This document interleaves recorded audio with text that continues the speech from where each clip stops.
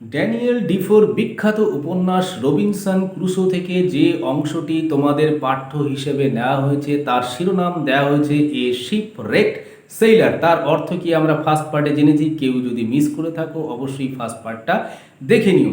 সেখানে Robinson Crusoe নিজে, যিনি ক্যারেক্টারটা প্রধান ক্যারেক্টার, সে তার সঙ্গী সাথীদের নিয়ে তার জাহাজ একটা ভয়ঙ্করতম ঝড়ের কবলে পড়েছিল। সেই ঝড়ে তার জাহাজ লণ্ডভণ্ড হয়ে গেছে এবং সঙ্গী সাথী সব মারা গেছিল।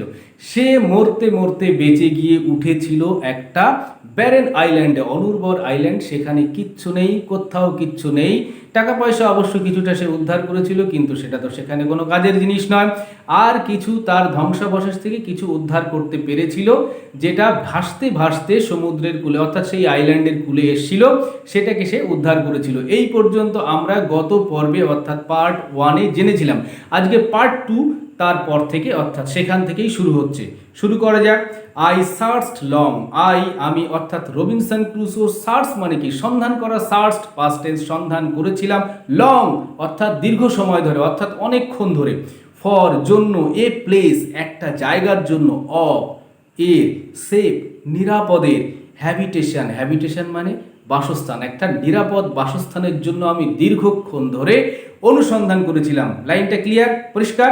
তারপরে নেক্সট লাইন, আমি, ফাইন্ড মানে কি খুঁজে পাওয়া, ফাইন্ডের পাস্ট টেন্স ফাউন্ড দেওয়া আছে। আই ফাউন্ড আমি খুঁজে পেয়েছিলাম, এ লিটল প্লেন, এ একটি, লিটল মানে ছোট, প্লেন মানে সমতল জায়গা বা সমান জায়গাকে প্লেন বলা হয়। On the side, on the side মানে কি পাশে, কিসের পাশে, of a rising hill, rising মানে কি খাড়া বা উত্থিত কোনো কিছুকে রাইজিং বলা হয়, হিল মানে কি পাহাড়, তাহলে একটা উত্থিত বা খাড়া পাহাড়ের পাশে আমি একটা সমতল প্লেন খুঁজে পেয়েছিলাম। Second line clear. Third line, on the Rocky wall, on উপরে, দ্য রকি, রকি মানে কি পাথুরে, ওয়াল মানে কি দেয়াল, তাহলে পাথুরে দেয়াল, পাহাড়ের যে পাথুরে দেয়াল সেখানে কি, অফ দ্য হিল, হিলের পাহাড়ের, দেয়ার ওয়াজ, দেয়ার সেখানে ছিল, ওয়াজ ছিল, এ হলো, হলো মানে কি ফাঁকা বা ফাঁকাকে হলো বলা হয়, হলো প্লেস, প্লেস মানে জায়গা ছিল, ওর্নিন অর্থাৎ নিবদ্ধ থাকা বা আটকে থাকাকে ওর্নিন বলা হয়, যেটা আটকানো ছিল ওই দেয়ালে অর্থাৎ ওই পাহাড়ের ওয়ালে একটা হলো জায়গা ছিল, সেইটাকে উল্লেখ করে বলা হচ্ছে। লাইক যেটাকে কেমন, লাইক মতো, the entrance of A cave, সেই হলো জায়গাটা কেমন, লাইক যেন মতো, এন্ট্রান্স, এন্ট্রান্স মানে কি প্রবেশদ্বার বা প্রবেশ পথকে এন্ট্রান্স বলা হয়, টু এ কেভ, কেভ মানে গুহা, অর্থাৎ গুহাতে যেতে গেলে যেমন তার একটা প্রবেশদ্বার থাকে, ঠিক সেরকম পাহাড়ের গায়ে একটা হলো প্লেস বা ফাঁকা জায়গা ছিল। ক্লিয়ার? আচ্ছা, next line, on the flat of the green, on উপরে, দ্য ফ্ল্যাট মানে কি সমতল বা সমানকে ফ্ল্যাট বলা হয়, অফ দ্য গ্রিন, গ্রিন মানে কি সবুজ, তাহলে সবুজ যে সমতল অংশ সেইখানে, জাস্ট বিফোর দিস হলো, জাস্ট বিফোর দিস তাহলে ওই গর্তটা অর্থাৎ ওই যেখানে হলো প্লেসটা ছিল তার সামনেই একটা কেমন জায়গা ছিল, on the flat of the green অর্থাৎ একটা সমতল জায়গা ছিল যেটা সবুজ। আচ্ছা,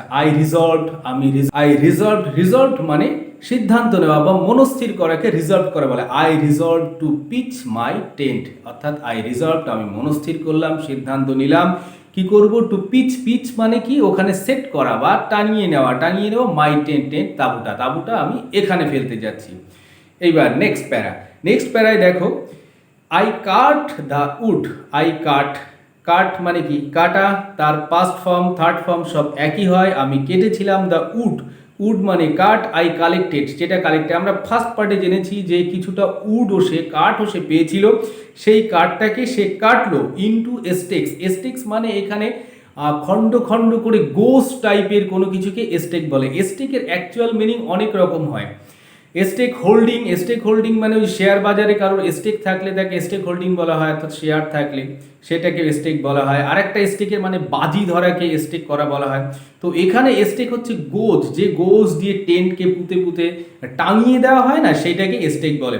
আই ড্রোভ দেম, আমি, ড্রাইভ মানে কোনো কিছু চালনা করাকে ড্রাইভ করা বলা হয়, ড্রাইভের past tense drove, third form driven, তাহলে আই ড্রোভ দেম তাদেরকে, ওই স্টেক্সগুলোকে কাঠের স্টেক্সগুলোকে, ইনটু ওখানে ড্রাইভ ইনটু এটাকেই ওর সঙ্গে অ্যাপ্রোপ্রিয়েট করা আছে, drove them into the ground, into বাইরের থেকে ভিতরকে ইনটু বলে, গ্রাউন্ড মানে তাহলে মাটিতে সেগুলোকে পুঁতে দিলাম, in a semi circle around my tent, তাহলে I drove them into the ground, মাটিতে সেইগুলোকে পুঁতে দিলাম।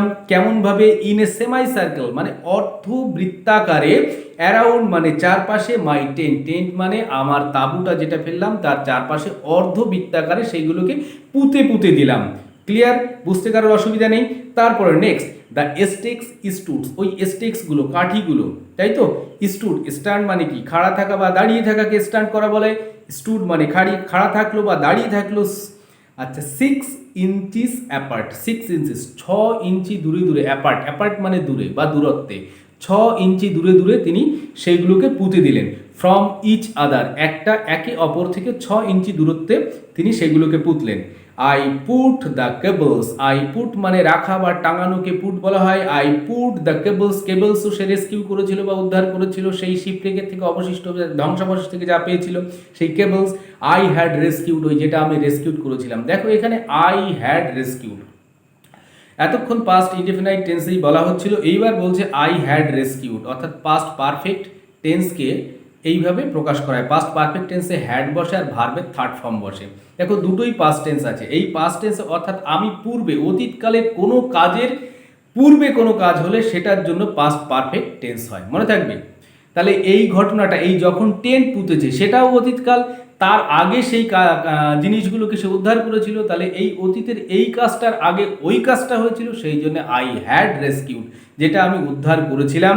ফ্রম দ্য শিপ, শিপ থেকে, জাহাজ, ওই শিপরেকের পরে যেটুক ছিল সেখান থেকে সেইগুলোকে কি করলাম? ওই দেখো পুটের পরে এইখানে অ্যারাউন্ড দেওয়া আছে, পুট অ্যারাউন্ড, অর্থাৎ সেগুলোকে টাঙালাম অ্যারাউন্ড মানে চারপাশে। কিসের চারপাশে? দ্য এস্টেক্স, ওই এস্টেক্সের চারপাশে, অর্থাৎ এস্টেক্সকে জড়িয়ে সেইগুলোকে টানিয়ে দিলাম। In the manner of a fence, in the manner মানে কায়দা বা ধরনে, কি ধরনে? অফ ফেন্স, ফেন্স মানে বেড়া, বেড়ার কায়দা, অর্থাৎ ওর গায়ে দড়ি টানিয়ে টানিয়ে, আমরা দেখি গ্রামগঞ্জে এখনো আছে ওরকম খুঁটি পুঁতে তার টানিয়ে সেটাকে বেড়া আকারে ব্যবহার করা হয়। বোঝাতে পেরেছি নিশ্চয়ই? আচ্ছা, I used a short ladder, আমি, ইউজ মানে ব্যবহার করা, তার পাস্ট ফর্ম কি আছে? ইউজড, ব্যবহার করতাম। এ শর্ট ল্যাডার, শর্ট মানে ছোট, ল্যাডার মানে মই, বুঝতে পেরেছো তো? ওই যে কেবলের ও যারা কাজ করে উপরে ল্যাডার দিয়ে উঠে যায়, ওই মইটাই, ওটাই হচ্ছে ladder.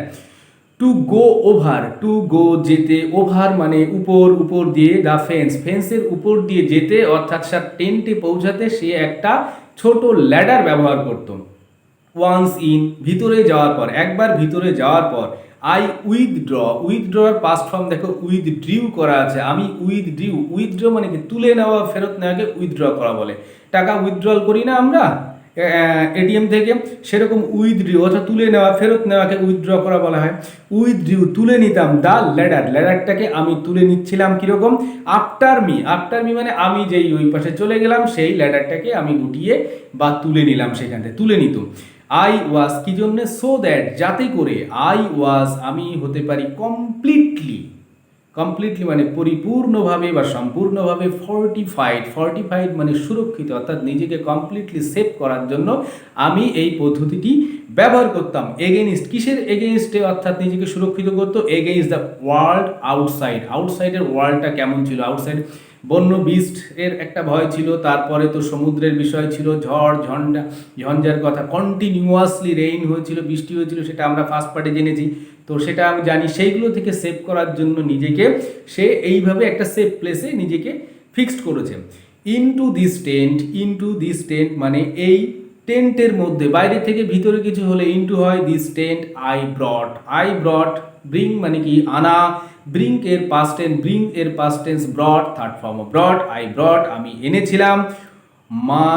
All my stores, all মানে সব, আমার, স্টোরস মানে গচ্ছিত যা কিছু ওখানে যিনি মানে উনি গুছিয়েছেন সেইগুলো সব কিছু। অ্যান্ড প্রভিশনস মানে সামগ্রী, যা কিছু সামগ্রী তার গোছানো ছিল, যেগুলোকে ওনার কাজে লাগবে মনে হয়েছিল, সেইগুলো সব উনি ওই টেন্টের মধ্যে নিয়ে গিয়ে রাখলেন।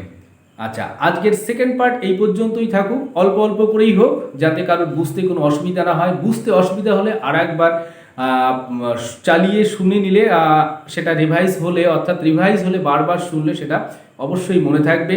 এই পর্যন্ত থাক, থার্ড পার্টে দেখে নেব তারপরে কি হলো। সবাই ভালো থেকো।